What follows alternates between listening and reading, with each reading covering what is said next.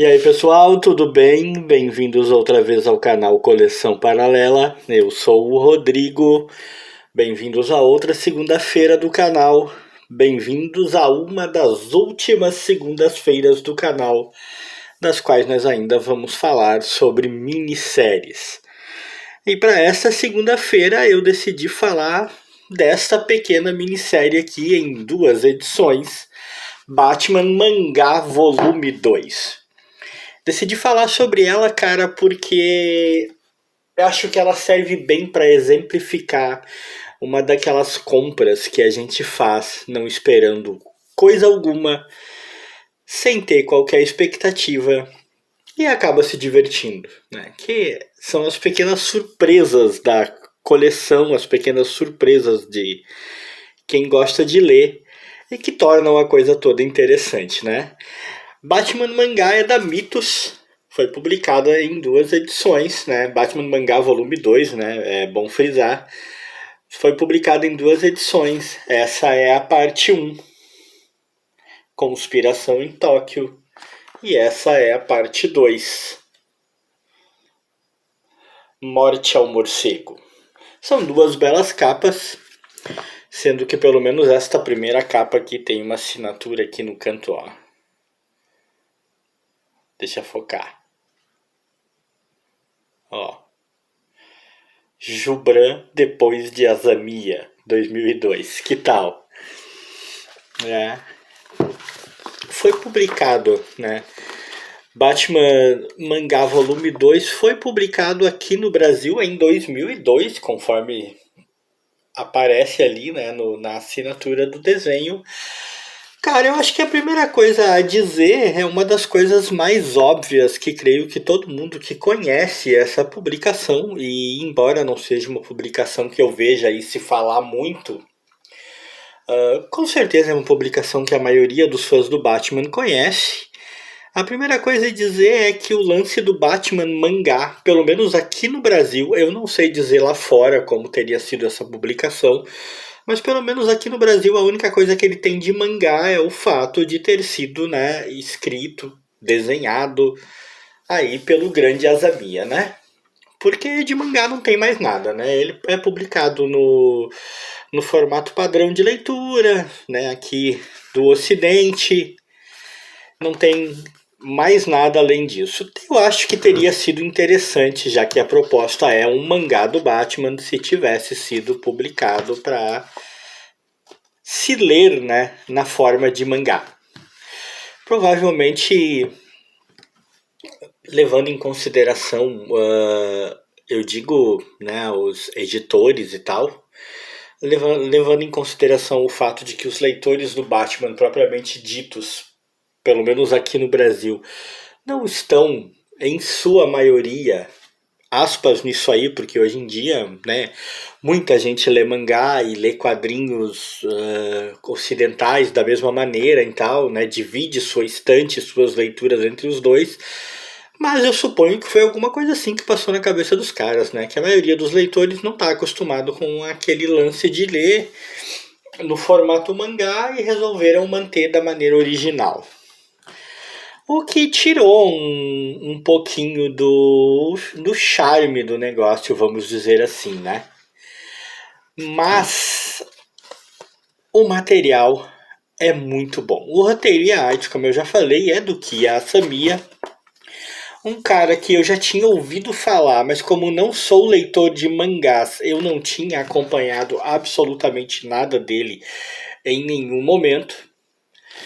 E cuja arte é realmente tão característica quanto boa, né? Eu digo característica porque tá cheio por aí, né, gente? Não se trata só do caso deste autor em particular, né? O que nós mais temos por aí são desenhistas que têm um estilo tão próprio e uma marca tão própria na maneira como produzem a sua arte, que você reconhece a arte deles em qualquer lugar, né? É o caso do Kiya, a arte dele é facilmente reconhecível e é uma arte muito legal, muito boa. ver o Batman neste formato, com todas essas características e peculiaridades da arte do Kia, né? Neste formato mangá, excetuando-se, claro, como eu já falei, o modo de leitura, foi realmente surpreendentemente agradável. É uma coisa que eu não esperava. Como eu disse, eu comprei essas edições por pura curiosidade. Comprei porque eu comprei as duas num pacote. Elas vieram ambas juntas. Eu as comprei em banca, mas eu não comprei na sequência, tipo, compro o volume 1, espera sair o volume 2, nada disso. Comprei ambas juntas já como um encalhe. E me surpreendeu demais, cara, como me agradou a arte e como me agradou, sobretudo, o texto. Eu fiquei tentando imaginar, eu me lembro bem, enquanto eu levava essas duas ediçõezinhas para casa, eu fiquei tentando imaginar como o Batman soaria num mangá sendo escrito por um cara que faz mangás, né? Por um escritor de mangás. Eu fiquei tentando imaginar o quanto ele poderia destoar, o quanto ele poderia soar diferente, o quanto talvez muita coisa da mitologia e do universo do Batman poderia vir a ser desconsiderado. Pensamentos até certa maneira tacanhos, por que não? Até mesmo preconceituosos, por quê? Porque eu fiquei achando que pelo cara escrever mangá, ele faria com o Batman alguma coisa que seria por demais fora do eixo do personagem. Não é o que acontece aqui. O Batman está plenamente reconhecível em todas as suas características. E talvez até um pouco mais forte, um pouco mais sombrio do que em muitas outras versões que a gente vê. Pois nós temos um Batman aqui que tem um tom dramático, sem que isso seja piegas, né? Sem que isso vire um dramalhão. Há um peso na história bastante considerável. Eu não vou realmente, aliás, como eu sempre faço, né? Eu não vou contar a história em si, mas vou dar um pequeno spoiler. Até porque essa premissa da história é, como eu sempre digo, não é nova. A questão não é escrever uma história que ninguém nunca escreveu com uma ideia que ninguém nunca escreveu, né? A ideia é escrever o que tanta gente já escreveu, mas escrever de uma maneira que ainda pareça muito atraente. Olha esse painel, que lindo. É o que acontece em Batman Mangá Volume 2, né? É o cara, um cientista doido lá, japonês, que cria uma maneira de duplicar, de clonar, vamos dizer assim. O Batman, ele é fanático, ele é obcecado pelo Batman, e ele cria, vamos dizer assim, clones. Não só do herói em si, mas de outros personagens, de outros habitantes desse universo do Batman, por assim dizer, incluindo vilões. Porque ele mesmo, esse cientista, ele tensiona mais do que ter o próprio Batman, né? Ele quer ser o Batman. E a história gira em torno disso, numa velocidade que não é vertiginosa, mas é muito dinâmica. E consegue, cara, surpreender. Em dado momento consegue surpreender. E isso é uma coisa que, como eu sempre digo, não tem preço. Você ainda conseguir ser surpreendido por um texto em quadrinhos, principalmente quando ele parte de uma dinâmica, de uma premissa que você já viu tantas vezes. Meu, é simplesmente primoroso. Faz valer cada centavo que você gasta na edição. Aí você junte a isso há duas ediçõezinhas muito simples, né? A capinha normal, né? Uma capa aí cartonadinha, semi-cartonada, papel jornal, bem ordinário, mas uma arte extremamente bem feita, né? Um fantástico vislumbre de luz e sombras aqui num preto e branco que é feito com uma competência extrema, que normalmente eu vejo isso em mangás, né? Como eu já disse, não sou um leitor de mangás, mas já tive alguns, já li alguns, e em geral, os mangás em preto e branco tem muita maestria, né? Tem muita qualidade gráfica, e aqui isso está tremendamente presente.